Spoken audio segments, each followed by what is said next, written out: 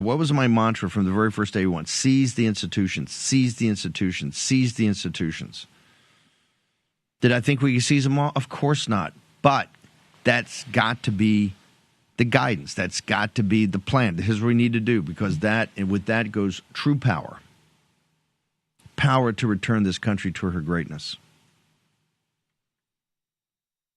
President Trump has done initially what he said he was going to do. I think there were something like 200, if you count them all up, there were 200 executive actions across a wide swath, but deep verticals.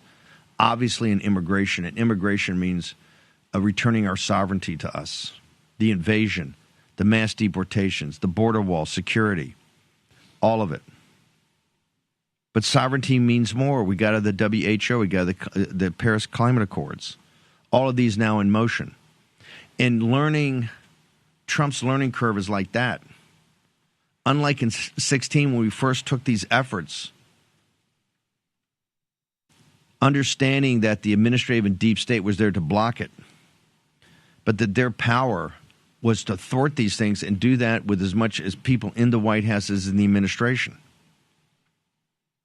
Now with a much more well thought through, this is what Project 2025 was all about, and I use that as just a heading for many of those, for the America First Policy Institute and CPI and Russ Vogt and all the team, Jeff Clark and all the team over at the Center for Renewing America. And I just heard that young Miss Cortez, one of the rock stars, Steve Cortez's daughter, is going to be the spokesman, a complete rock star over at Sierra. Is going to be in the comms department at the Pentagon, and maybe the spokesman at a mid-level. And we're putting them in everywhere, because in that, what I call the Project 2025 thesis, was all these different think tanks and emerging think tanks and people thinking of populist nationalists and America First, these ideas, because ideas have consequences, and these ideas bubbling up and being thought through in these verticals of here's what we're going to do, and more importantly, or as importantly, the networks of people working together, becoming subject matter experts. What do we preach over and over and over again? This is the governmental arm, or this is the extraction force based off the precinct strategy. All that combined with your wisdom, that's populism. This was a populist revolt. A populist revolt that worked when you had no support whatsoever.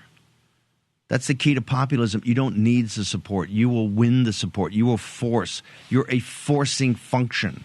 You force the situation. You force the system to react. And what is Trump? Trump is a blunt force instrument that delivered blunt force trauma. What you saw, and you look at the portrait, if we can put that up in the next segment, from Time Magazine. If you look at the other photos they've got, if you look at Biden and Clinton and Bush and these guys, they're traumatized. They're traumatized.